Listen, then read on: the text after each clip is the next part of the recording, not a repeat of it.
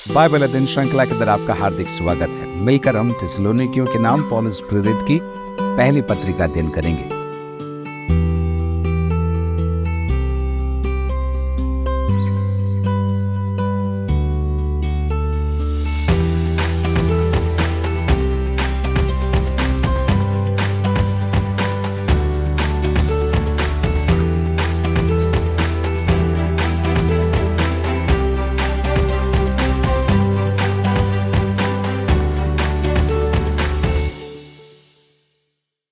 आज हम पहले अध्याय के कुछ आयतों को लेकर सीखेंगे। पहले प्रार्थना करते हैं।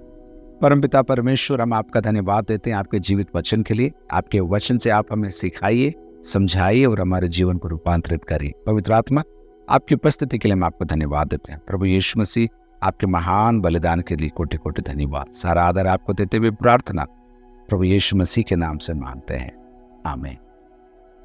पहले अध्याय की पहली आयत। पौलुस और सिलवानुस और तीमुथियुस की ओर से लिखने वाले तीन जन हैं। तीनों एक दल के रूप में हैं। वे कहाँ हैं, किसको लिख रहे हैं, चंद शब्दों में देख लेते हैं। पौलुस ने थिस्सलुनीका शहर में सेवकाई शुरू करी। विरोध हुआ, वहां से बीरिया निकला। बीरिया में विरोध हुआ, एथेंस पहुंचाया गया और एथेंस में अब वो अकेला है। कुछ दिन के बाद वो कुरिन्थ शहर के अंदर आ गया और कुरिन्थ शहर में पौलुस के कहने पर पौलुस से मिलने के लिए सिलवानुस अर्थात सिलास और तीमुथियुस अब थिस्सलुनीके शहर की खबर लेकर पौलुस के पास कुरिन्थ आए। कुरिन्थ में आकर कलीसिया की बातों को दोनों ने पौलुस को पेश किया है और अब पौलुस उन बातों के प्रत्युत्तर के रूप में, प्रतिक्रिया के रूप में थिस्सलुनीकियों की पहली पत्री को लिख रहा है। जैसे हमने आपको पिछले सत्र में बताया, ये पौलुस की पत्रियों में सबसे शुरुआती पत्रियां हैं और इसलिए इसकी प्रमुखता है क्योंकि पौलुस ने अपने लेखन कार्य के द्वारा कलीसियाओं की स्थापना भी की, उनको मदद भी की है। पौलुस और सिलवानुस और तीमुथियुस की ओर से पौलुस कहीं भी अकेले सेवा नहीं करता था, परंतु एक दल के रूप में सेवा करता था। और जब वो पत्रियों को लिखता है तो वो दल की ओर से लिखता है। प्रमुख कार्य पौलुस कर रहा है, लेकिन दल को भी वो संबोधित करते हुए दल की ओर से वो अपनी पत्रियों को लिखता है। तो यहां देखिए, पौलुस और सिलवानुस। सिलवानुस कौन है? कई जगह पर सिलवानुस के लिए सिलास लिखा गया है। ये दोनों एक ही जन है। लेकिन सबसे पहले हमारी मुलाकात सिलवानुस अर्थात सिलास से कहाँ होती है? प्रेरितों के काम 15वें अध्याय के अंदर यरूशलेम शहर के अंदर सिलास कलीसिया के अंदर एक प्रमुख जन है और इतना ही नहीं, ऐसा माना जाता है कि वो एक नबी भी है, भविष्यद्वक्ता भी है। और कलीसिया ने सिलास को ये जिम्मेदारी दी है कि एक पत्र लेकर अंताकिया की मंडली को वो एक और व्यक्ति के साथ में जाए। तो यरूशलेम शहर की शुरुआती कलीसिया के अंदर एक प्रमुख स्थान रखने वाला है सिलास अर्थात सिलवानुस, और पत्र को लेकर वह अंताकिया आए हैं और वहां पर भी उन्होंने भविष्यद्वक्ता की सेवकाई निभाई है। और अब जब पौलुस अपने दूसरी मिशनरी यात्रा शुरू कर रहा है, सिलवानुस अर्थात सिलास पौलुस का संगी बन गया है और अब ये दोनों सेवा करने निकले हैं। सेवा करते करते वो लुस्त्रा पहुंचते हैं और लुस्त्रा में उनकी मुलाकात तीमुथियुस से होती है, जिसकी माँ एक यहूदी है और पिता यहूदी नहीं है। उसका खतना किया जाता है और अब वो भी उनके दल के साथ सेवा में लग जाता है। तो पौलुस और सिलवानुस और तीमुथियुस की ओर से अब देखिए आगे, थिस्सलुनीकियों की कलीसिया के नाम, सारे विश्वासियों के नाम, कुछ लोगों के नाम नहीं, परंतु थिस्सलुनीका शहर की कलीसिया के तमाम विश्वासियों के नाम।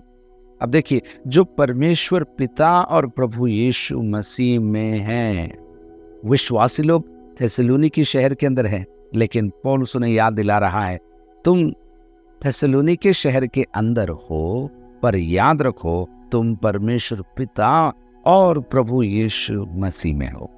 लिखने वाले पौलुस, सिलवानुस और तीमुथियुस हैं। वे कुरिन्थ से लिख रहे हैं, थिस्सलुनीका के विश्वासियों को लिख रहे हैं और वो कह रहे हैं जो परमेश्वर पिता और प्रभु यीशु मसीह में हैं। और फिर आगे, अनुग्रह और शांति तुम्हें मिलती रहे। पौलुस अपने अभिवादन के अंदर अन्य पत्रियों में अपना परिचय देता है, मैं प्रेरित ठहराया गया हूं, मुझे प्रभु यीशु मसीह ने सेवक बनाया है। कई जगहों पर विशेष करके गलातियों के पत्री के अंदर पौलुस को उठाकर कहना पड़ता है कि मैं प्रेरित हूं। वो इसलिए है क्योंकि गलाती के विश्वासी पौलुस के आगे झुक नहीं रहे हैं, वे उसकी मानने को तैयार नहीं है, इसलिए वो अपनी पदवी को उनके सामने पेश करता है। लेकिन यहाँ पर पौलुस कुछ नहीं कह रहा है, पौलुस सीधा कह रहा है। पौलुस सिलवानुस और तीमुथियुस की ओर से थिस्सलुनीके के कलीसिया के नाम जो परमेश्वर पिता और प्रभु यीशु मसीह में है, अनुग्रह और शांति तुम्हें मिलती रहे। वचन के सीखने वाले इस प्रकार सिखाते हैं। पौलुस को थिस्सलुनीके के विश्वासियों को अपना परिचय देने की जरूरत नहीं थी, वो उनसे प्रेममय संबंध में था, इसलिए वो अपने बारे में कुछ न कहते हुए सीधा कहता है, तुम्हें अनुग्रह और शांति मिलती रहे। अनुग्रह क्या है? अनुग्रह वो ईश्वरीय प्रबंध है जिसके द्वारा जो मैं नहीं कर सकता वो परमेश्वर मेरे द्वारा करवाता है। और शांति क्या है? समस्याओं के मध्य में भी ईश्वरीय उपस्थिति मेरे और आपके जीवन के अंदर शांति लेकर आती। तो पौलुस इस अभिवादन को अपनी पत्रियों में बार बार उन्हें देता है, यहाँ पर भी वो दे रहा है, अनुग्रह और शांति तुम्हें मिलती रहे। दूसरी आयत, हम अपनी प्रार्थनाओं में तुम्हें स्मरण, हम शब्द तीनों के लिए आ रहा है, पौलुस, सिलवानुस और तीमुथियुस। हम अपनी प्रार्थनाओं में तुम्हें स्मरण करते और सदा तुम सबके विषय में परमेश्वर का धन्यवाद करते हैं। पौलुस की जीवन शैली प्रार्थना से भरी हुई है। पौलुस ये अपनी ओर से नहीं लेकिन अपने स्वामी और अपने प्रभु के पीछे चल रहा है और उसके नक्शे कदम पर अपने जीवन को वो ढाल रहा है। यीशु प्रार्थना करता था, पौलुस प्रार्थना करता है। और अब देखिए पौलुस कह रहा है, मैं तुम्हारे लिए निरंतर प्रार्थना करता हूं और साथ ही साथ तुम्हारे जीवन की हर बात के लिए परमेश्वर को धन्यवाद देता हूं। प्रार्थना के अंदर निवेदन और धन्यवाद का होना बहुत जरूरी है।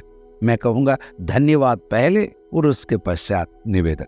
जितना धन्यवाद कर रहे हो उतना ही आप निवेदन भी कर सकते हो। पौलुस कह रहा है, हम अपनी प्रार्थनाओं में तुम्हें स्मरण करते और सदा, ये शब्द देखिए, सदा तुम सबके विषय में, सदा तुम सबके विषय में, कुछ लोगों के लिए नहीं।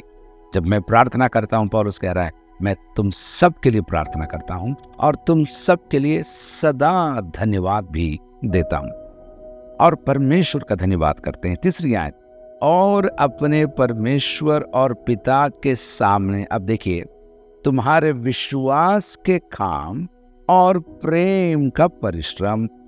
विश्वास के काम, अगर आप पौलुस की पत्रियों को जानते हैं तो वो बार बार हमें याद दिलाता है और कहता है कि हमें उद्धार कार्यों के द्वारा नहीं परंतु उद्धार केवल और केवल विश्वास करने के द्वारा प्राप्त हुआ है। एक जगह पौलुस कहता है, हमें उद्धार कर्मों से नहीं परंतु विश्वास के द्वारा तोहफे के रूप में, इनाम के रूप में हमें दिया गया है। इफिसियों के पत्र 2 अध्याय के अंदर हमको ये देखने को मिलता है। मैं आपके लिए पढ़ता हूँ इफिसियों के पत्र 2 अध्याय और उसकी 8वीं आयत। क्योंकि विश्वास के द्वारा अनुग्रह ही से, विश्वास के द्वारा अनुग्रह ही से तुम्हारा उद्धार हुआ है और ये तुम्हारी ओर से नहीं वरन परमेश्वर का दान है। तो पौलुस बाद में सिखाएगा हमको कि हमारा विश्वास एक दान है। लेकिन यहाँ क्या कह रहा है, देखिए, अपने परमेश्वर और पिता के सामने तुम्हारे विश्वास के काम, विश्वास के काम, इसको हम कैसे समझें? अगर विश्वास या उद्धार प्रभु की ओर से दान है तो विश्वास के काम का अर्थ क्या है? मैं आपको समझाता हूं। अगर आपको परमेश्वर ने प्रभु यीशु मसीह के द्वारा उद्धार दिया है तो आपको खाली बैठने के लिए नहीं, उद्धार आपके कामों से नहीं, लेकिन जब आपको उद्धार दान के रूप में मिल गया है तब आप प्रभु यीशु मसीह के लिए और उसके लोगों के लिए कार्य करने लगते हैं और उससे विश्वास के काम हम कह सकते हैं। चलिए, और अपने परमेश्वर और पिता के सामने तुम्हारे विश्वास के काम और प्रेम का परिश्रम, काम कह देता तो काफी था, लेकिन पौलुस कह रहा है प्रेम का परिश्रम। तुम मेहनत कर रहे हो एक दूसरे के लिए, प्रभु के लिए, चाहे वो दुख उठाने का हो, चाहे एक दूसरे का भार उठाने का हो, तुम इस काम को कर रहे हो क्योंकि तुम इसे प्रेम के परिश्रम के रूप में देख रहे हो। और फिर आगे लिखता है वो, और हमारे प्रभु यीशु मसीह में आशा की धीरता को लगातार स्मरण करते हैं। पौलुस कह रहा है, मैं परमेश्वर से तुम्हारे लिए निरंतर प्रार्थना करता हूं और तुम्हारे लिए धन्यवाद देता हूं। किन बातों के लिए? तुम्हारे विश्वास के काम के लिए, प्रेम के परिश्रम के लिए। लेकिन एक और बात, तुम जिस रीति से प्रभु यीशु मसीह के आगमन की आशा में दुख सहने को भी तैयार रहते हो, उसके लिए मैं परमेश्वर का धन्यवाद करता हूं। पौलुस की पत्रियों में ये 3 शब्द बार बार आएंगे, विश्वास, प्रेम और आशा। विश्वास, आशा और प्रेम। आपको याद होगा 1 कुरिन्थियों के 13वें अध्याय के अंदर, उसकी 13 आयत के अंदर भी पौलुस इन 3 शब्दों का प्रयोग करता है। वहां वो कहता है, पर अब विश्वास, आशा, प्रेम, ये तीनों स्थायी हैं, पर इनमें सबसे बड़ा प्रेम है। यहां पर पौलुस पहले विश्वास की बात कहता है, उसके बाद प्रेम की बात कहता है और फिर आशा की बात कहता है। और ये आशा खाली आशा नहीं है, परंतु ये आशा भरपूर आशा है। प्रभु यीशु मसीह के आगमन की आशा है और उस पर निर्भर ये आशा। एक बार और मैं इस आयत को आपके लिए पढ़ूं। और अपने परमेश्वर और पिता के सामने तुम्हारे विश्वास के काम, प्रेम का परिश्रम और हमारे प्रभु यीशु मसीह में आशा की धीरता को लगातार स्मरण करते हैं। 4थी आयत, हे भाइयों, परमेश्वर के प्रिय लोगों, हम जानते हैं कि तुम चुने हुए हो। हे भाइयों, ये जो शब्द आया है हमारी हिंदी बाइबल में भाइयों आया है, लेकिन मूल में इसको हम भाइयों और बहनों भी कह सकते हैं। और पौलुस इस पत्री के अंदर और दूसरा थिस्सलुनीकियों की पत्री के अंदर एक बार नहीं, कई बार भाइयों शब्द का प्रयोग करेगा, अर्थात अपने प्रेम को प्रकट करने के लिए। जो प्रेममय संबंध पौलुस और वहां के विश्वासियों का था, उसको प्रकट करने के लिए पौलुस इस शब्द का बार बार प्रयोग करेगा। हे भाइयों, और अगर मैं जोड़ सकूं, हे भाइयों और बहनों, परमेश्वर के प्रिय लोगों। दुख उठाने वाले कलीसिया को पौलुस कह रहा है, परमेश्वर के प्रिय लोगों। पुराने नियम के अंदर इजरायली कौम को परमेश्वर के प्रिय लोग कहा गया था। व्यवस्था विवरण के 7वें अध्याय की 7वीं आयत में इस प्रकार लिखा है, यहोवा ने जो तुमसे स्नेह करके तुमको चुन लिया, इसका कारण यह नहीं था कि तुम गिनती में और सब देशों के लोगों से अधिक थे, किंतु तुम तो सब देशों के लोगों से गिनती में थोड़े थे। परमेश्वर ने इजरायलियों पर अपना स्नेह उंडेला, उनसे स्नेह किया, प्रेम किया।